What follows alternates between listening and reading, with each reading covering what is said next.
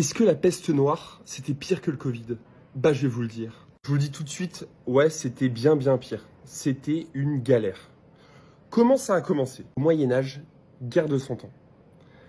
Et là, il y a les Mongols, en 1346, qui assiègent une ville de la mer Noire, Kaffa. Ils l'assiègent, et sans le savoir, ils ramènent la peste noire. Parce qu'en fait, il y a leurs soldats qui sont en train de mourir, tout seuls, à petit feu, comme ça. C'est affreux. Et ils veulent assiéger Kaffa, et ils se disent, mais comment on va faire pour assiéger une ville comme ça? Et là, ils font un truc de zinzin, les gars, je vous jure. Même moi, ça me fait mal au cœur de vous raconter ça.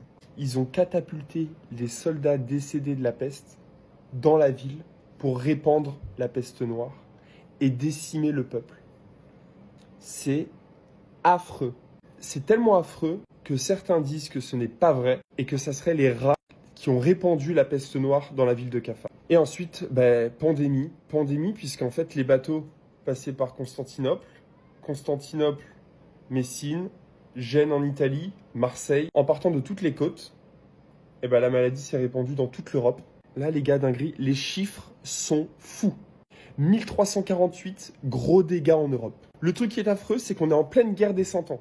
Donc, pour vous dire, la peste noire fait arrêter la guerre pendant 5 ans, tellement c'est fou. Il y a la peste noire, l'Europe connaît des froids d'hiver, mais monstrueux, du coup famine.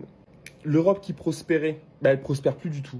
En Europe, il y a eu entre 30 et 50 millions de morts, soit 40% de la population européenne. Et vous vous doutez bien, la médecine à cette époque, c'était pas très folichon. En fait, les gens pensaient que ça venait de l'air. Donc, pour éviter de se faire contaminer, ils brûlaient du bois, des plantes, des herbes, pensant qu'en fait, ils allaient décontaminer l'air. Alors que pas du tout, en fait. Et c'est à partir de la peste noire aussi qu'on a commencé à avoir certaines règles d'hygiène. Alors, j'ai pas de détails là-dessus, mais par contre, ils ont commencé à réfléchir et à se dire, ah, quand il y a quelqu'un de malade, quarantaine. Donc les gars, il y avait des quarantaines au XIVe siècle.